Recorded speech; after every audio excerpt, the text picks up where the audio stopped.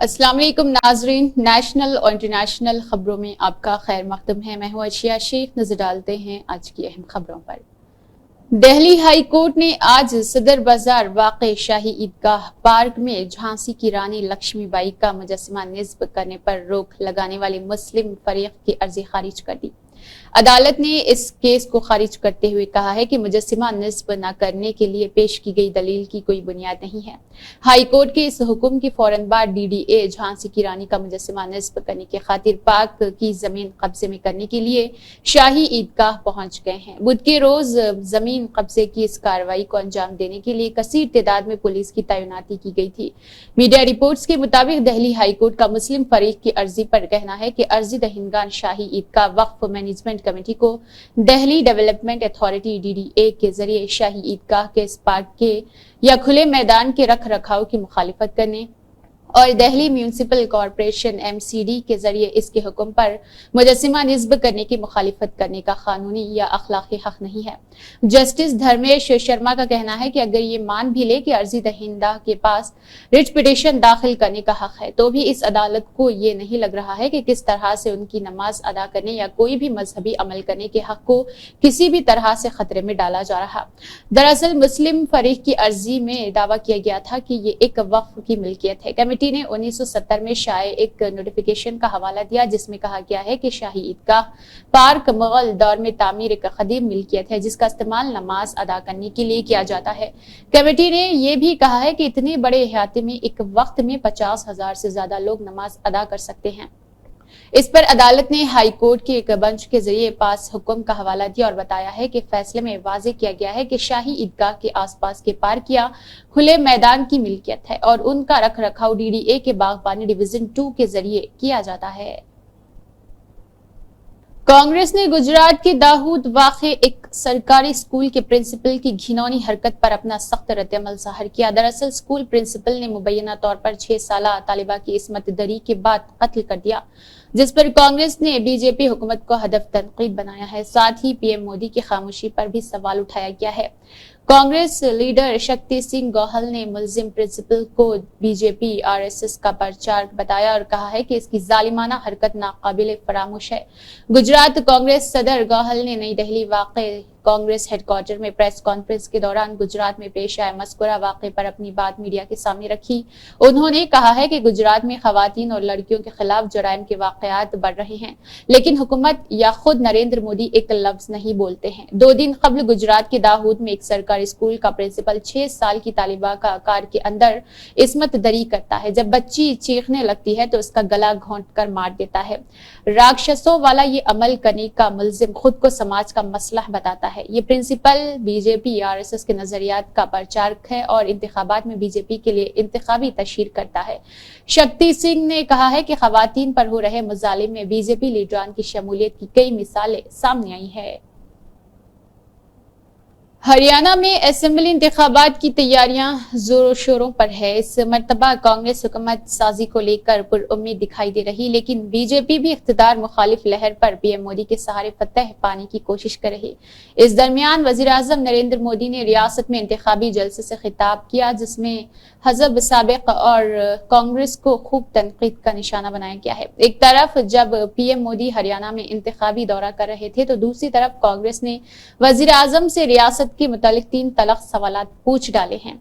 दरअसल Congress general secretary Jairam Ramesh ने एक सोशल मीडिया प्लेटफॉर्म पर एक पोस्ट किया आज जब जिसमें उन्होंने लिखा है कि नॉन बायोलॉजिकल वज़ीर आज़म हरियाणा में हैं, तब उन्हें इन 3 सवालात के जवाब जरूर देने हैं। इसके बाद उन्होंने 3 अहम सवालात पेश किए हैं जो इस तरह है।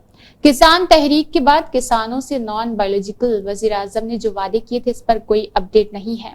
क्या नॉन बायोलॉजिकल वज़ीर आज़म हमेशा हिंदुस्तान और हरियाणा की बेटियों से ज्यादा अपनी सियासत को तरजीह देंगे? बेरोजगारी के मामले में हरियाणा को नंबर 1 पर बनाया गया है या फिर नहीं?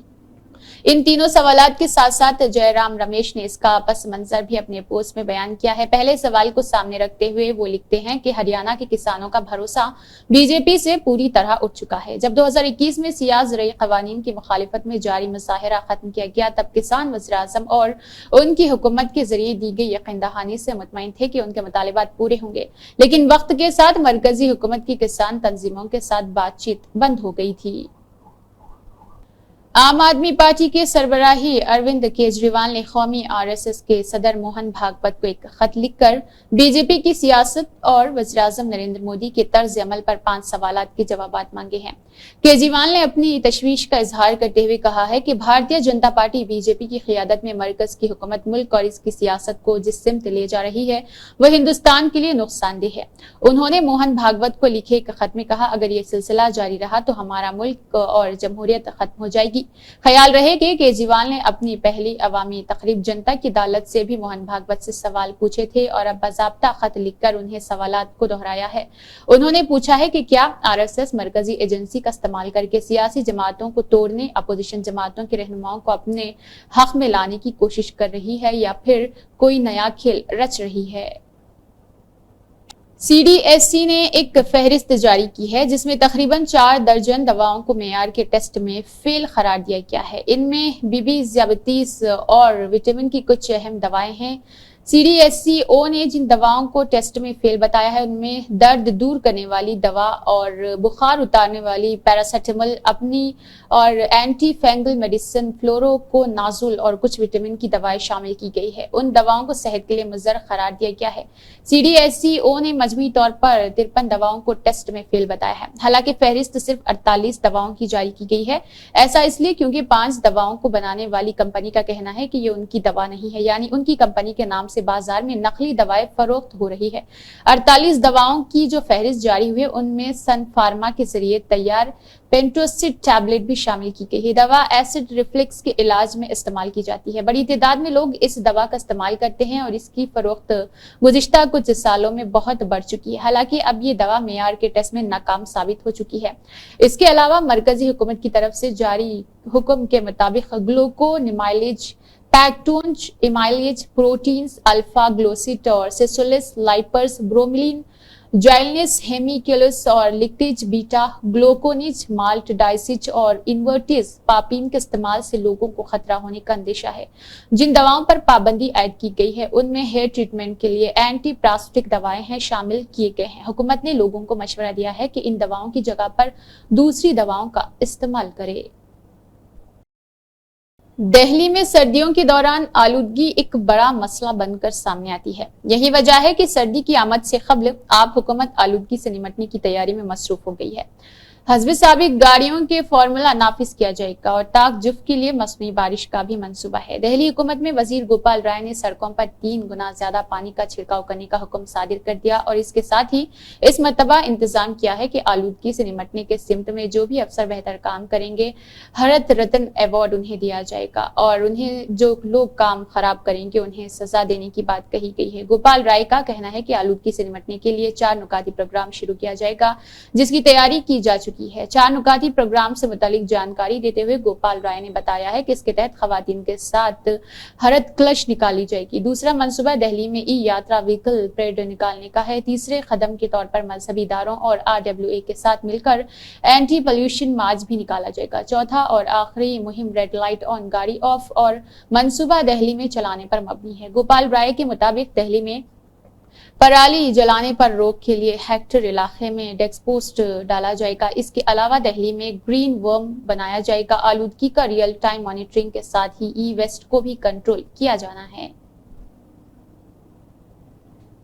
मरकजी हुकूमत ने एक अहम जानकारी ये दी है कि एशिया पावर इंडेक्स के हिंदुस्तान में 39.1 और जापान में 38.9 को पीछे छोड़कर तीसरा सबसे ताकतवर मुल्क बन गया है। इस इंडेक्स में पहला मुकाम अमेरिका 81.7 और दूसरा मुकाम चीन 72.7 को हासिल हुआ है।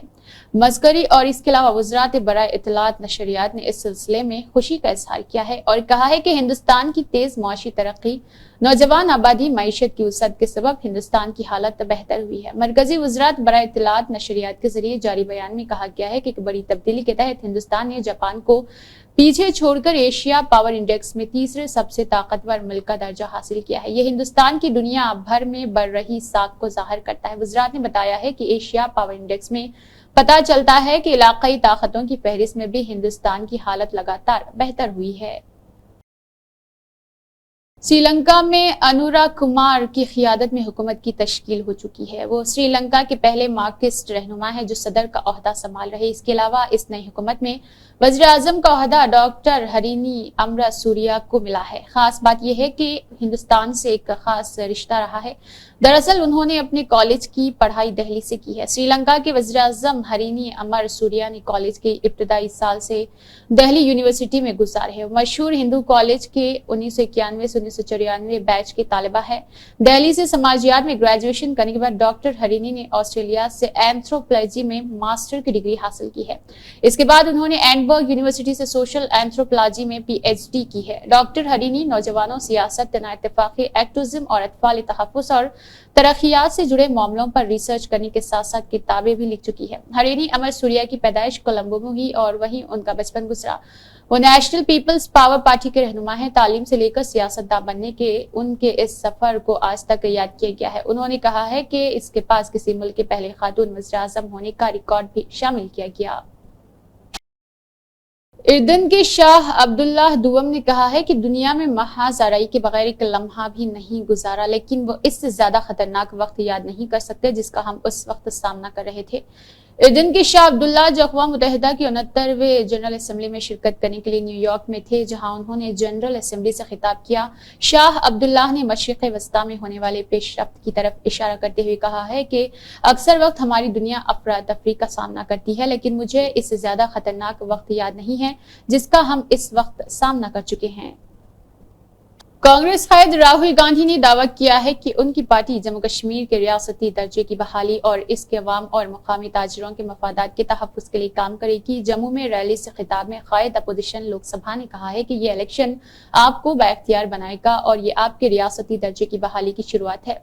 آپ کی مقامی صنعت کا تحفظ کیا جائے گا، آپ کی اور مقامی صنعتوں کی مدد کے لیے بینک کھولے جائیں گے۔ انہوں نے کہا ہے کہ بڑے بزنس گروپس ریاست میں سرمایہ کاری کر سکتے ہیں، لیکن چھوٹی اور متوسط صنعتوں کے لیے آپ کو اپنی جگہ ہوگی۔ انہوں نے کہا ہے کہ آج جموں کشمیر پر باہر والوں کی حکمرانی ہے۔ جموں کشمیر کو چھوڑ کر ملک میں کسی بھی ریاست کے حقوق کبھی نہیں چھینے گئے۔ انہوں نے کہا ہے کہ جموں کاروباری اور پیداواری مرکز ہے جو کشمیر کو دوسری ریاستوں سے جوڑتا ہے۔ لبنان سے پہلی مرتبہ اسرائیلی خفیہ تنظیم موساد کے ہیڈ کوارٹرز پر medium range surface to surface ballistic missile داغا۔ حزب اللہ نے ایک بیان میں کہا ہے کہ غزہ پٹی میں فلسطینیوں پر پرعزم مزاحمت کی تائید میں اور لبنان اور اس کے عوام کے دفاع میں اسلامی مزاحمت نے قدر ایک بیلسٹک میزائل داغا اور تل ابیب کے مضافات میں موساد کے ہیڈ کوارٹرز کو نشانہ بنایا ہے۔ اس نے کہا ہے کہ یہ ہیڈ کوارٹر ہے جو ہمارے قائدین کو ہلاک کرنے اور پیچرز یعنی واکی ٹاکی دھماکے کرنے کے لیے ذمہ دار ہے۔